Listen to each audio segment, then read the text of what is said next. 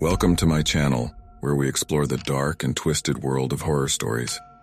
Whether you're a fan of classic tales or new and innovative horror, you'll find something to enjoy here. So sit back, relax, and let's get scared together.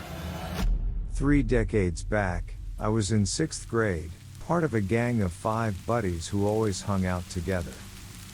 On a particular day, we decided to go fishing. While we were fishing, something odd popped up. "Hey, you know what I saw yesterday?" I piped up, the undertaker's uncle burying a kid near the cemetery behind my house. Everyone's interest was piqued. "Where?" inquired Michael. "By the tamarind tree," I answered. So, the 5 of us ventured to check out this child's burial spot. As we arrived at the tamarind tree, we noticed the ground seemed different, well kept, as if recently disturbed. Curiosity got the better of us, and we began to dig. After a bit, our digging revealed a small plastic container. Inside lay the tiny body of an infant. Michael then urged Smith to carefully remove the body from the container, teasing us that he had something peculiar in mind. With mischief in his eyes, Michael disappeared into the nearby bushes and reappeared with a long stick. Wordlessly, he inserted the stick into the left eye of the infant's body and hoisted it up, suspended in the air. Laughter erupted from my friends, finding the whole situation strangely amusing. Yet, I couldn't join in. My voice rose, shouting, "Stop! Don't do it! It's wrong!" Michael paid no heed to my protests, continuing his macabre act. He declared that he had another spectacle in store. He planned to feed the baby's remains to the fish. Without hesitation, he hurled the tiny body into the water. I was left there, stunned, my friends chuckling in a mix of shock and amusement. It was a day I'd never forget, a bizarre twist to a simple fishing trip, forever etched in my memory.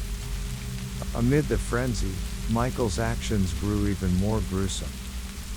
He flung a bat at the infant's head until it shattered, making it easier for the fish to consume. And like a dark contagion, the others joined in. Smith and Jack took sticks, pounding until the flesh split. Joe wielded a stone, crushing the tiny form. As the fish gathered, the remains of the child disappeared beneath the water's surface. I remained seated, tears streaming down my face, disbelieving what I was witnessing. I never thought my friends could descend to this level. Slowly, I moved to cover the hole, attempting to undo this horrifying act. Afterward, I walked home alone, a mix of anger and fear gnawing at me. Back home, I withdrew, no longer engaging with my friends. Fuming, I took a shower and crawled into bed. That night, a haunting dream gripped me. In the dream, the 5 of us were driving, the car halting before a colossal tree. My attention shifted to a small figure, a woman cradling an infant, emerging from behind the tree. She moved towards the car, her words hanging heavy, "Wait and see, she'll bring an end to all of you." Startled, I awoke, the eerie vision lingering in my mind. Terrified of ghosts, I couldn't muster the courage to recount this tale to my group of friends. Instead, I turned to my father.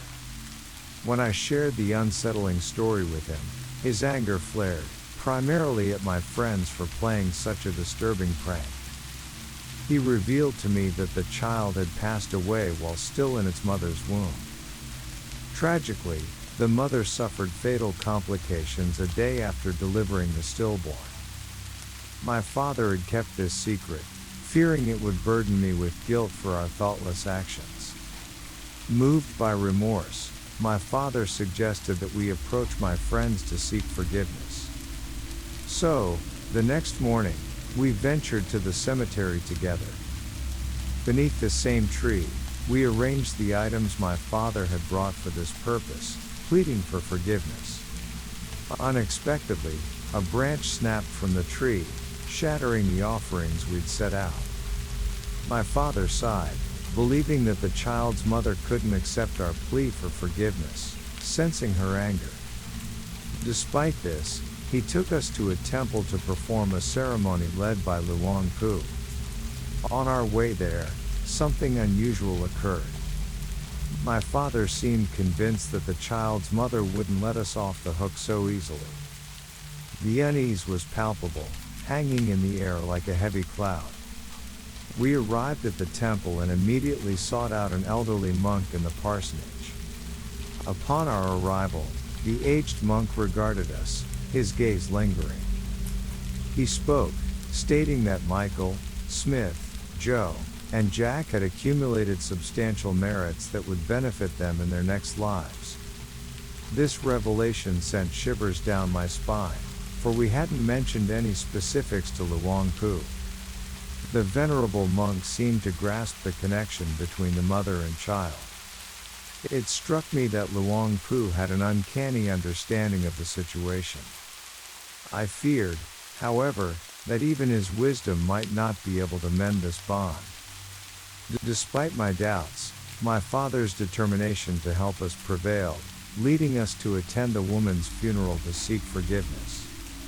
Upon reaching the funeral, as we paid our respects, a moment came when he was about to leave.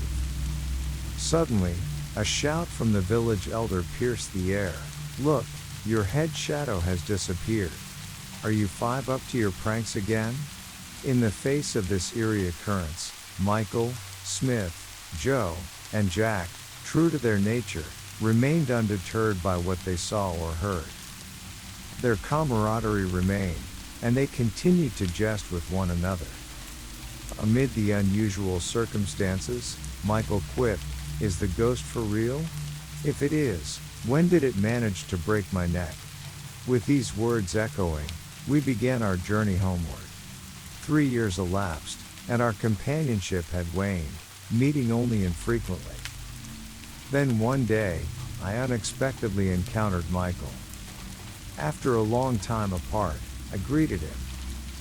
But this Michael before me was different, a far cry from the confident one I had known. He appeared jittery, perpetually on edge, as if plagued by constant apprehension and lacking respite. After exchanging pleasantries, as I prepared to leave, Michael spoke up.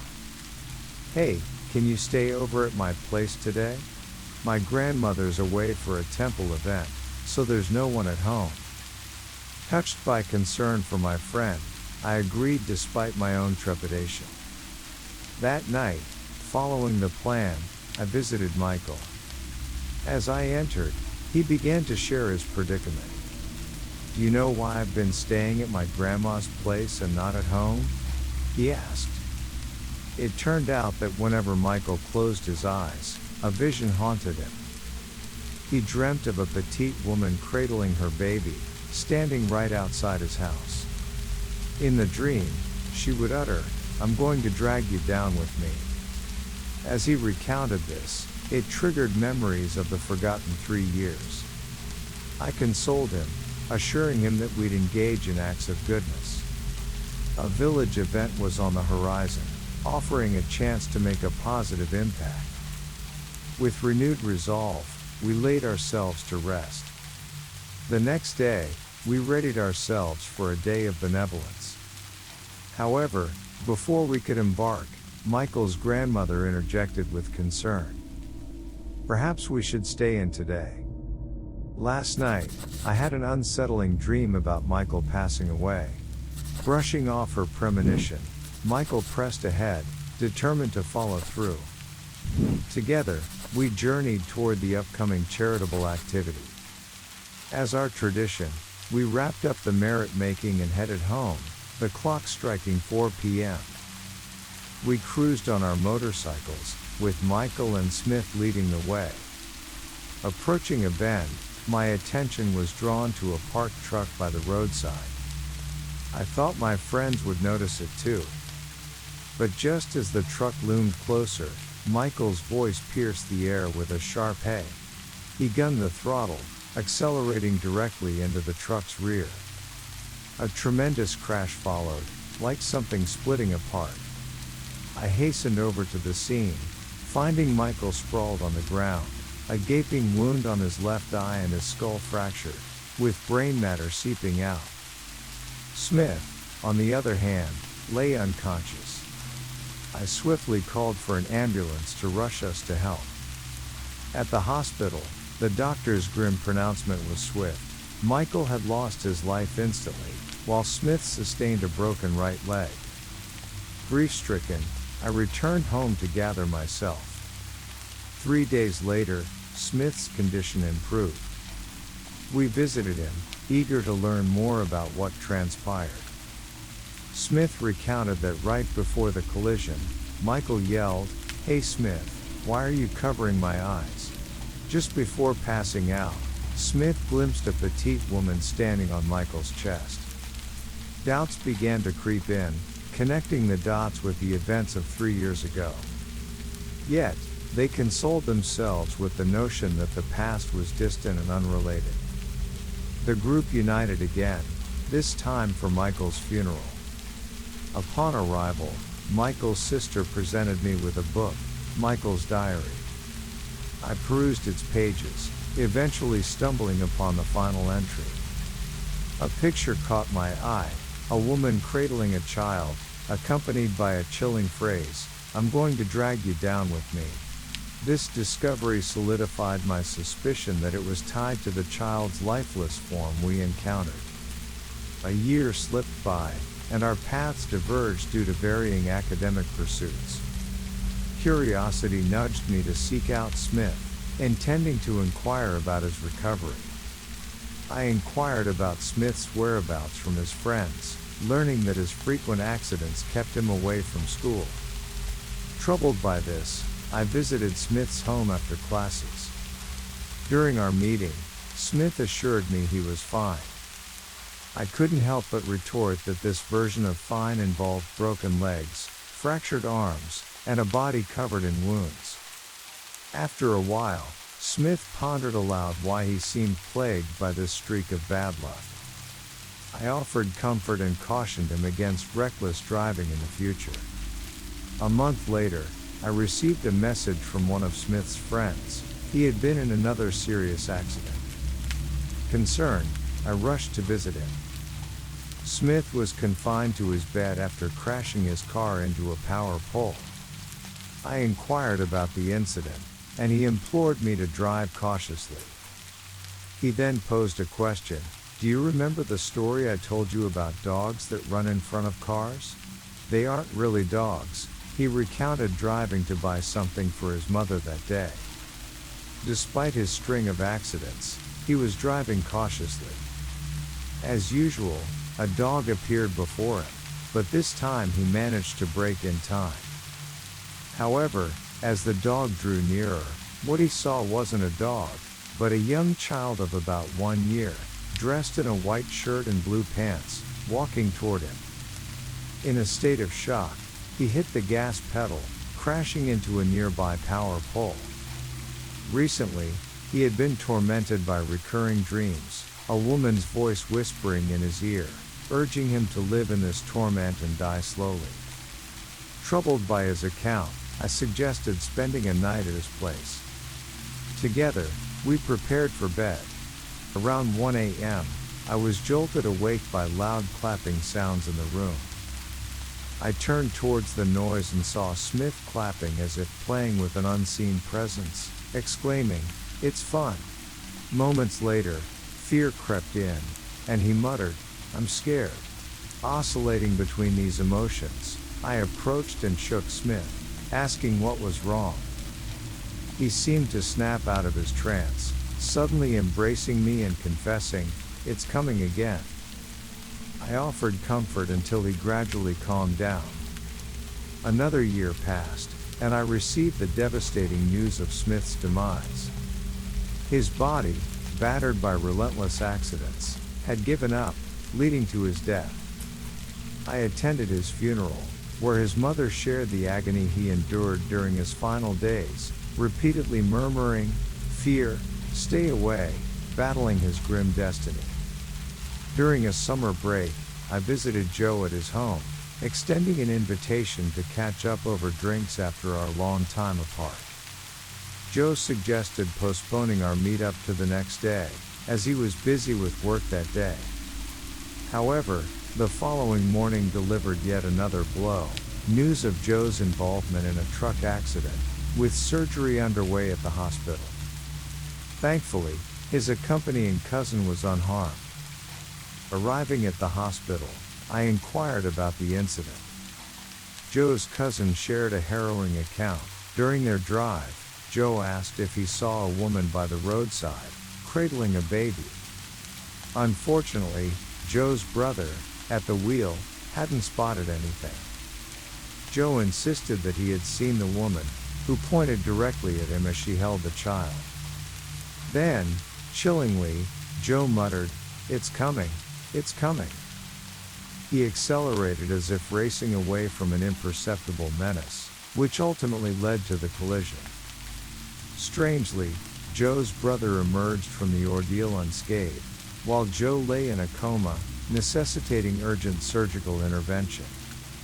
As the university semester commenced, I returned to my studies. It was a period of overwhelming grief, as my family's loss weighed heavily. Only my mother and I remained, and despite the heartache, I resolved to fulfill my parents' wishes by persevering in my education. During the next semester break, upon returning home, my first impulse was to visit my friends. I headed to see Joe, having heard that he had recuperated from his injuries. But the sight that greeted me was shocking. The once handsome guy who was popular with the girls had transformed into a frail figure with feeble limbs, seemingly devoid of strength, struggling to move. After our long separation, I greeted my friend Joe, my disbelief evident. Suddenly, Joe posed a profound question: did I believe in karma? Taken aback, I inquired, "Why do you ask?" Joe began to recount a tale that stretched back to grade 10. He revealed a recurring pattern in his life, encountering women holding their babies, both in his dreams and reality. This sequence of events persisted until the day he had the accident. He described seeing the woman clutching her child, then pursuing his pickup truck, eventually leaping onto its rear. It was at that juncture that Joe's consciousness slipped away. The woman, he recounted, continued her advance, somehow orchestrating his fate, culminating in the crash. The next day, Joe and I headed to the temple to perform an act of merit. While participating, a venerable monk there addressed Joe, saying, "Karma is weighty. Strive to accrue merits and perform virtuous deeds to benefit your next life." He then moved away. Joe and I exchanged glances, the monk's words resonating with the advice another monk had given us back then. Encouraging Joe, I emphasized the importance of accumulating merits and good deeds moving forward, as it was our only recourse now that these events were in motion. Following that, I returned to my university studies, embarking on my final year, a critical juncture to fulfill the vow I made to my mother. However, an unforeseen tragedy struck as my mother, the last surviving member of our family, passed away. I was engulfed in sorrow and confusion, not knowing how to navigate this unexpected loss. Despite the turmoil, I persevered, resolute in completing my studies as planned. With gritted teeth, I forged ahead and successfully graduated. Upon completing my degree, I returned home, reuniting with my sister to help her with household affairs. While back home, I had a dream. In the dream, a child entered and began playing with me.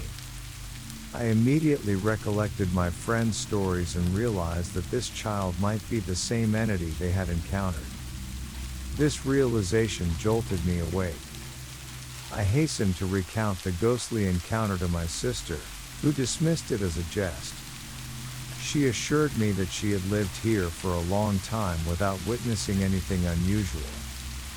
Feeling trapped and unsure of what to do, I contemplated ending my life to escape this overwhelming fate. The next day, in a haze of despair, I wandered aimlessly, seeking a suitable place to end my life. Amidst this turmoil, a chance encounter occurred. I stumbled upon Jack, a friend I hadn't seen in ages. I mustered a greeting, and we sat down to chat. During our conversation, I couldn't help but notice the change in Jack's demeanor. Once a well-dressed and well-off individual, he now appeared disheveled and despondent, his eyes reflecting the struggles of someone plagued by inner turmoil. Despite my curiosity, I refrained from prying into his circumstances. We exchanged greetings, and I invited Jack to come to my place for a chat, given its proximity to our current location. Jack agreed, but only after he finished his work, setting a meeting time of 4 to 5 p.m. True to his word, Jack arrived at my house by 5 p.m., and we settled in for our conversation. Amid our discussion, Jack shared the weight of his struggles. He recounted how he lost his parents, his family business went under, his girlfriend abandoned him for someone else, and he resorted to alcohol not for pleasure, but as a means to numb his mind, as every night he would be haunted by the image of a woman holding a child. My words could only offer solace, as I suggested we engage in acts of merit together. After that day, we went our separate ways. My existence had become a listless journey, each day seemingly devoid of purpose, as I awaited an uncertain end. Then, a glimmer of hope appeared. An invitation emerged, urging me to meet an elderly monk, a renowned monk at a nearby temple. This prospect ignited a spark of optimism within me. Without hesitation, I sought out the presence of this venerable monk. Upon arrival, it was evident that many held great respect for him, a testament to his revered status in the area. On a day when approaching an elderly monk seemed unlikely, a disciple of the monk approached me, inviting me to visit the venerable monk in his abode. Upon arriving, I offered my respects, feeling a profound sense of release from all negativity. Reverend Grandfather placed his hand on my head and uttered words that seemed to lift a weight from my being. "You've been through it. From now on, goodness will prevail in your life." His words brought tears to my eyes, even though the reason for them was inexplicable. He also advised me to ordain for the well-being of the mothers and children that accompanied me on this spiritual journey, aiming for their rebirth. That night, I dreamt of the child who had haunted my nights, bidding me farewell and saying, "Make merit for them as well." Awakening, I sensed a changed atmosphere. Relief washed over me. The following morning, I proceeded with ordination, following the guidance I had received. My intention was to accumulate merit for the sake of the mother and the child, paving the way for their potential rebirth. While undergoing ordination, I received distressing news: Joe had passed away. Worried, I hurried to Joe's home to inquire about the circumstances surrounding his demise. Joe had been bedridden and seemingly incapable of movement, so how could he have ended up drowning? Joe's mother recounted that Joe had fallen into the water where the child's body had been discarded, only to suffer the same fate, his body consumed by fish, echoing the grisly end of the child's corpse. Yet, the puzzling aspect remained: how could Joe, confined to his bed, have reached that watery depth? Following the funeral, I returned to the temple to make merit for both my friends and the couple. As I left the temple, my life began to transform profoundly. The prediction of the elderly monk was becoming a reality, and my circumstances improved dramatically. Almost a year later, news arrived that my last friend, Jack, had also passed away, meeting his end at the same location as Joe, with his body ravaged by fish, echoing the haunting fate of the child's corpse. I accepted this with a sense of solemn reflection, recollecting the shared past and the profound transformation our lives had undergone. In the wake of these profound experiences, my life took an unexpected turn.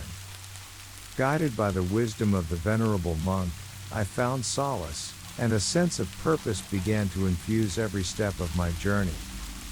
Over time, the darkness that had once plagued me began to recede, making way for a renewed sense of hope and positivity.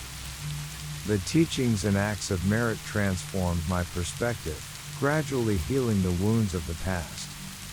Years passed, and as I continued to honor my promise to my mother and the child, the burdens of sorrow and guilt gradually lifted. The cycle of tragedies that had once entangled me began to fade into the past, replaced by a newfound understanding of life's interconnectedness and the power of compassion and selflessness. The tale of my friends, the child, and the haunted past became an integral part of my journey, one that shaped me into a person of resilience and empathy. While the specter of those events lingered, they no longer cast a shadow over my days. Instead, they served as a reminder of the fragility of life and the potential for transformation, even in the face of the darkest of circumstances. As the years went by, I dedicated myself to helping others, channeling the lessons learned from the trials of the past. The memories of my friends and the shared experiences became the driving force behind my actions, propelling me to make a positive impact on the lives of those around me. And in this way, the tale that began with a group of childhood friends unfolded into a narrative of redemption, growth, and a deep connection to the boundless potential of the human spirit. Thank you, awesome audience, for tuning in. Your support and enthusiasm mean the world to us. Remember to like, subscribe, and hit that notification bell to stay updated on our latest content.